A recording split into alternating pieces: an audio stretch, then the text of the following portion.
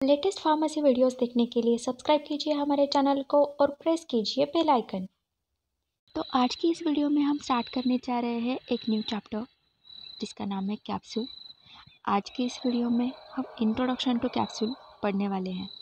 तो सबसे पहले देख लेते हैं कि इस वीडियो के लर्निंग ऑब्जेक्टिव्स क्या है। तो ये वीडियो देखने के बाद हम ये जान जाएंगे कि कैप्सूल्स होती क्या है। इंट्रोडक्शन पढ़ने वाले हम कैप्सूल के बारे में, डिफरेंट टाइप्स क्या होते हैं कैप्सूल के ये भी देखेंगे, और हार्ड जेल कैप्सूल और सॉफ्ट जेल कैप्सूल क्या होती है इसके डिफरेंस के बारे में भी हम पढ़ेंगे। अब ये जो आप फिगर में देख रहे हैं ये है हार्ड जेलेटिन कैप्सूल।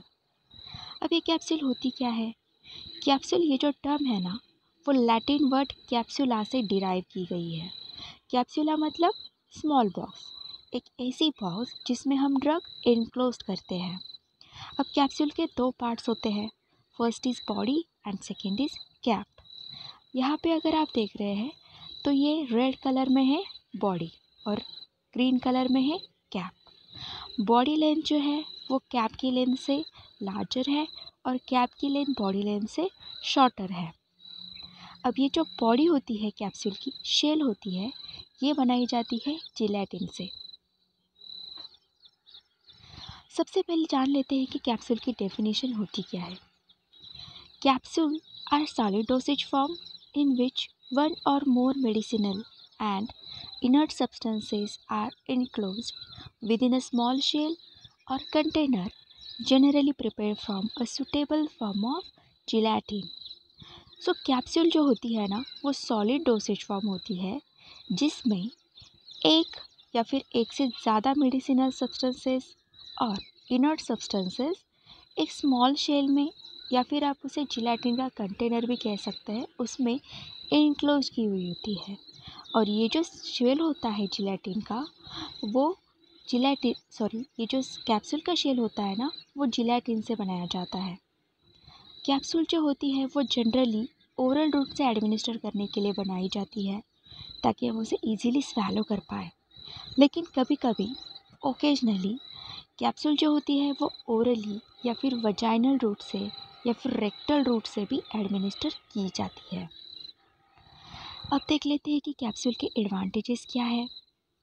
सबसे पहला एडवांटेज ये कि कैप्सूल जो होती है ना कैप्सूल डोसेज फॉर्म वो नीट एंड एलिगेंट होती है, अपीयरेंस में अच्छी लुक आती है कैप्सूल को।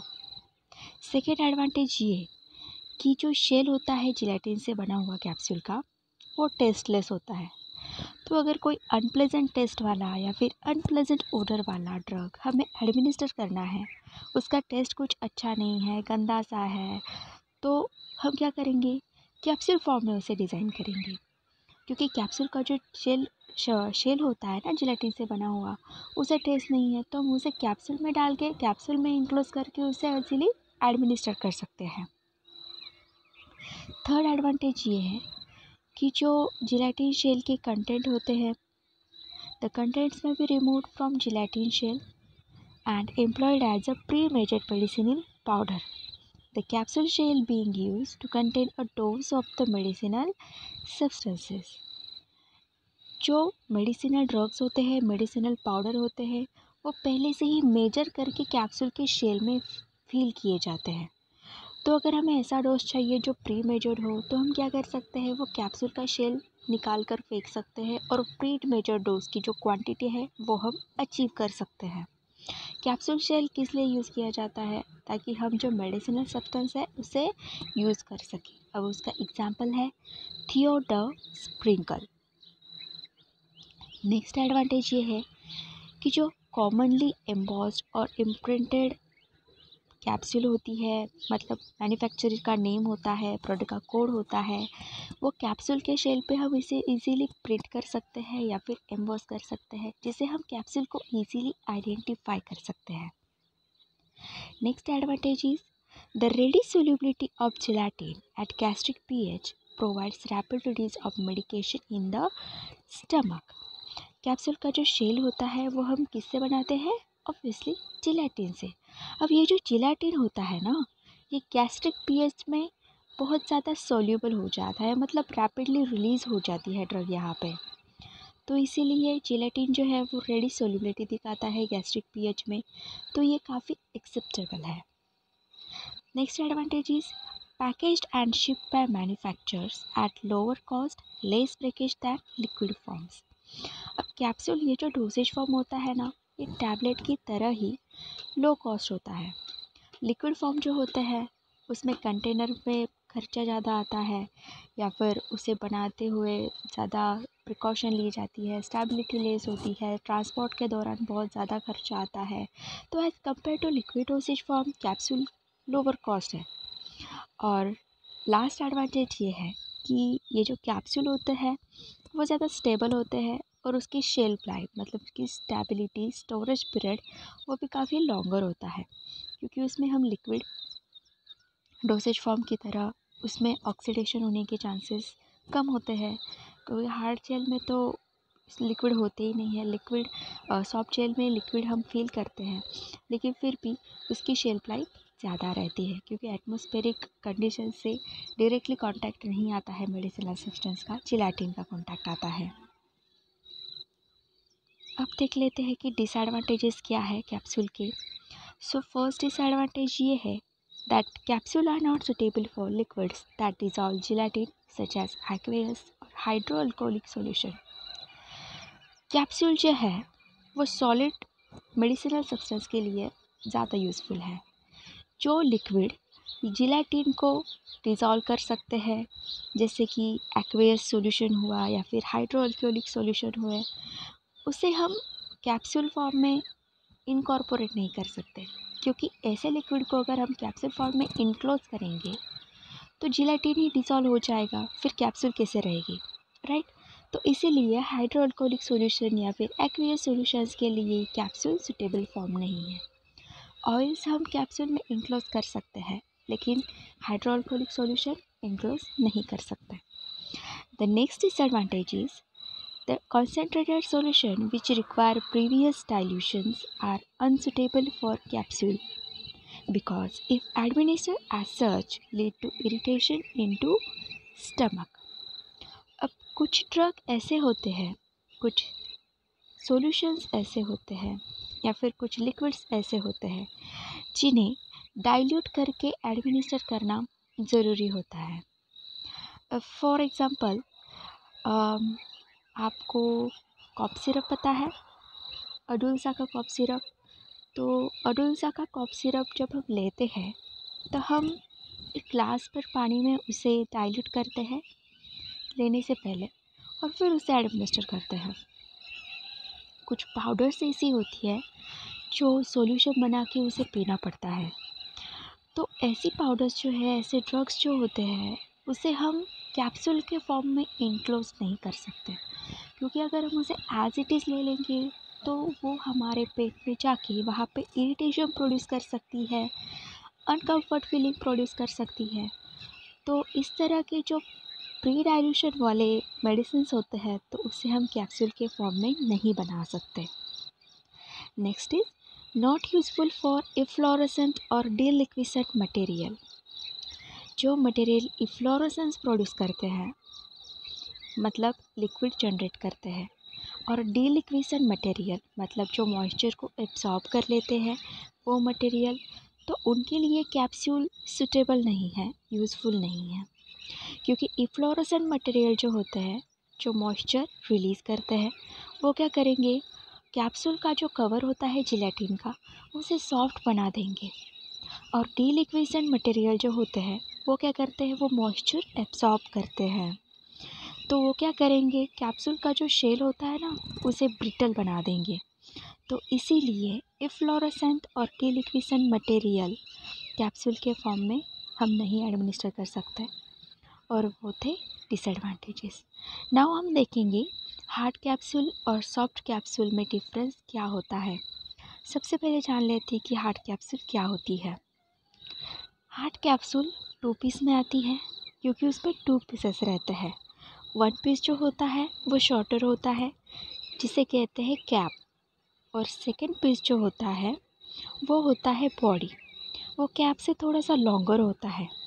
और ये जो कैप होती है ना, वो बॉडी के ऊपर फिट होती है।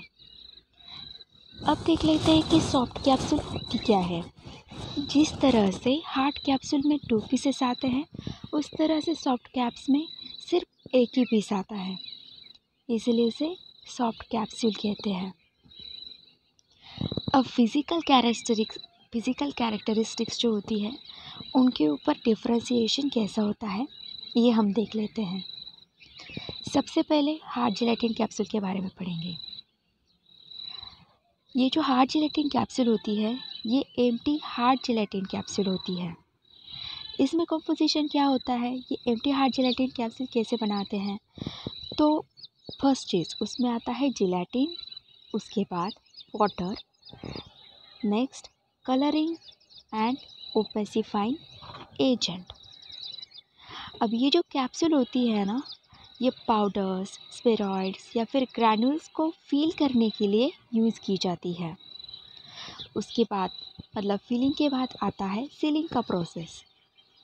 The feel material doesn't penetrate into the zone between the body and cap before ceiling process. जो फीलिंग मटेरियल होता है वो पेनिट्रेट नहीं करता जब तक सीलिंग का ऑपरेशन स्टार्ट ना हो। अब ये जो इनकैप्सुलेशन प्रोसेस होता है, इस इनकैप्सुलेशन प्रोसेस के दौरान prefabricated material are supplied into empty capsules. अब देख लेते हैं कि स्टेबिलिटी क्या है। ये जो स्टेबिलिटी होती है हार्ड जेलेटिन कैप्सूल की, वो सॉफ्ट जेलेटिन कैप्सूल से ज़्यादा होती है। अब देख लेते हैं सॉफ्ट जेलेटिन कैप्सूल के बारे में। ये एम्प्टी सॉफ्ट जेलेटिन कैप्सूल्स होती है, मतलब एंटी सॉफ्ट जेलेटिन कैप्सूल का कॉम्पोजिशन होता है प्लास्टिसाइज़र। अब प्लास्टिसाइज़र की एडिशन में हम इसमें जेलेटिन एंड वाटर भी यूज़ करते हैं। प्लास्टिसिटी के लिए ग्लिसरॉल 30% जनरली यूज़ किया जाता है। अब ये जो सॉफ्ट जेलेटिन कैप्सूल होती है, वो ऑयल्स या फिर विटामिन्स को फील करने के लिए बनाई जाती है।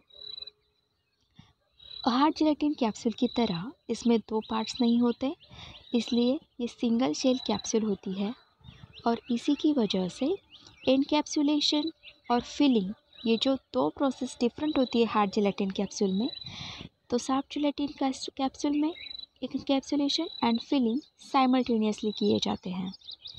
अब इसकी स्टेबिलिटी के बारे में भी पढ़ लेते हैं।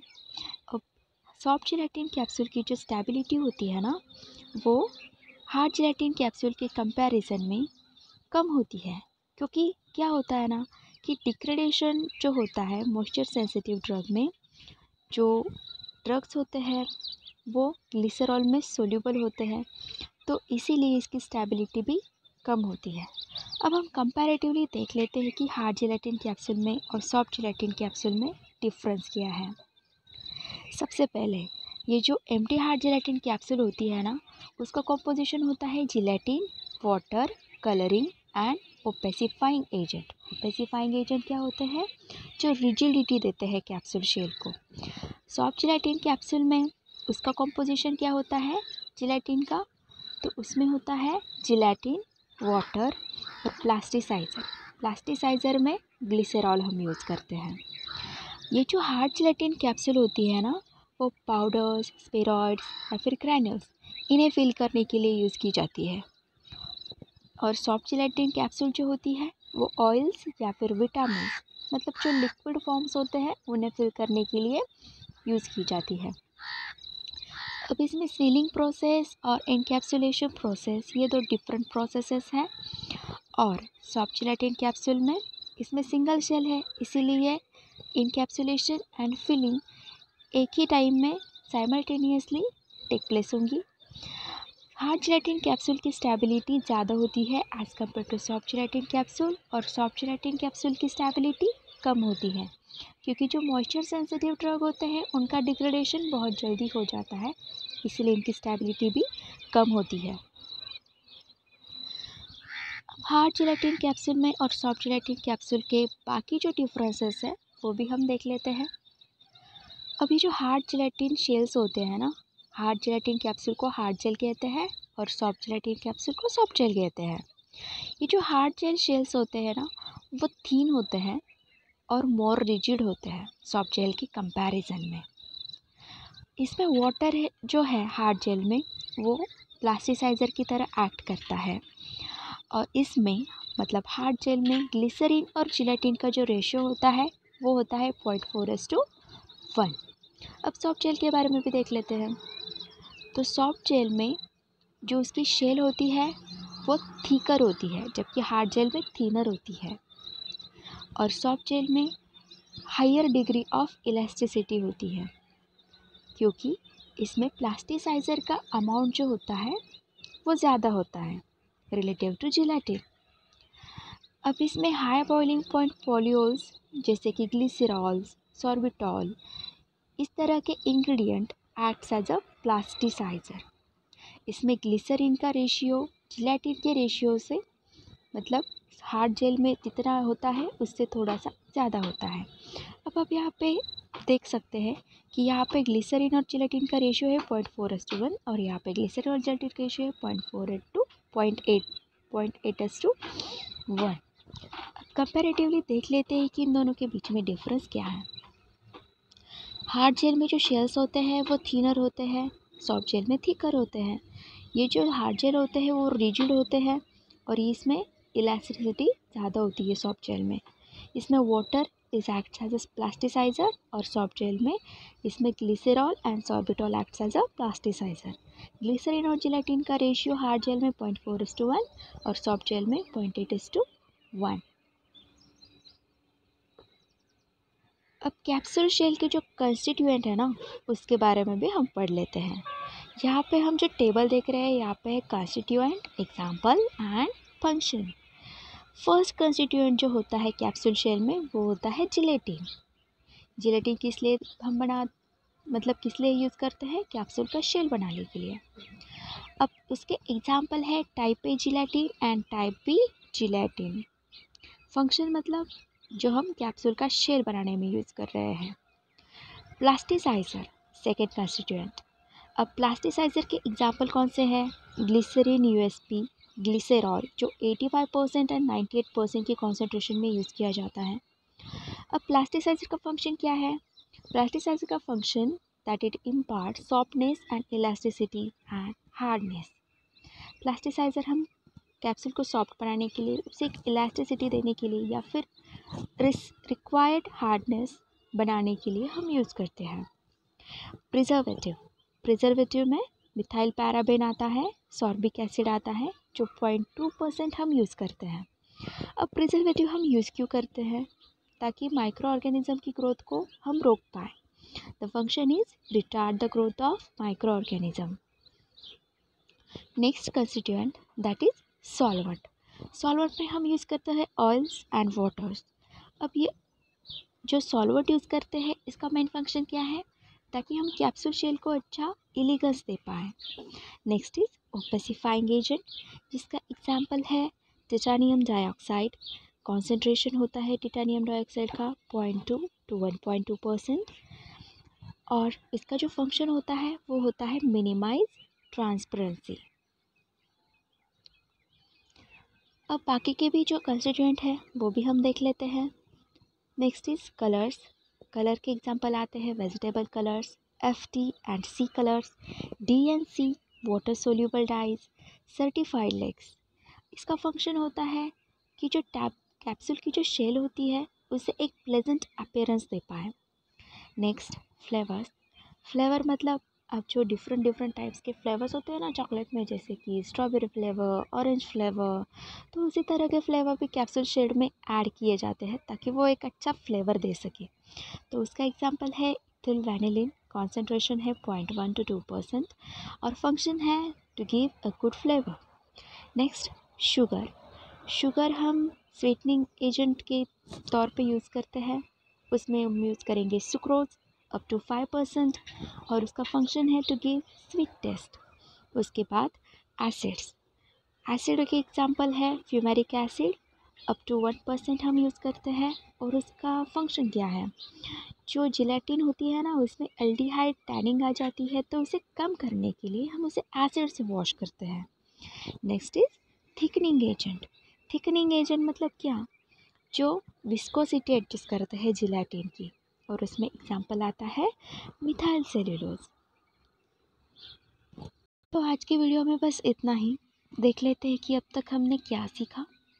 हमने सीखा कि कैप्सूल होती क्या है, उसके एडवांटेजेस डिसएडवांटेजेस क्या होते हैं, हार्ड जेल कैप्सूल और सॉफ्ट जेल कैप्सूल में डिफरेंस क्या होता है, और कैप्सूल के कंस्टिट्यूएंट्स क्या होते हैं।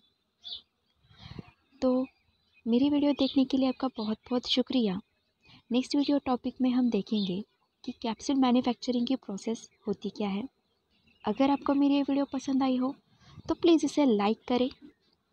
हमारे चैनल को अब तक आपने सब्सक्राइब नहीं किया है तो प्लीज़ इसे सब्सक्राइब कर लीजिए, अपने दोस्तों के साथ इसे शेयर कीजिए ताकि और लोग भी हमारे साथ जुड़ पाए। और हाँ, ये वीडियो आपको कैसी लगी प्लीज़ हमें कमेंट कर दीजिए, हम आपकी कमेंट का ज़रूर रिप्लाई करेंगे। अब ये जो रेड एरो आप देख रहे हैं ना, उसके सामने आपको एक इमेज दिखाई दे रही होगी ब्राइट फार्मा की। वहाँ पे क्लिक करके आप मेरे चैनल को सब्सक्राइब कर सकते हैं। और लेफ्ट हैंड साइड में जो आप ये लिस्ट देख रहे हैं ना, वो है मेरे रिलेटेड वीडियो की कुछ लिस्ट। वहाँ पे क्लिक करके आप मेरे चैनल को, मेरे रिलेटेड वीडियोस को देख सकते हैं, सब्सक्राइब कर सकते हैं।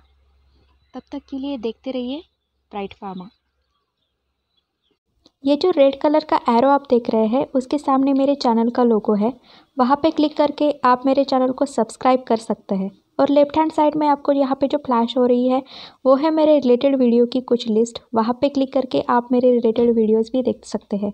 तब तक के लिए पढ़ते रहिए और देखते रहिए ब्राइट फार्मा।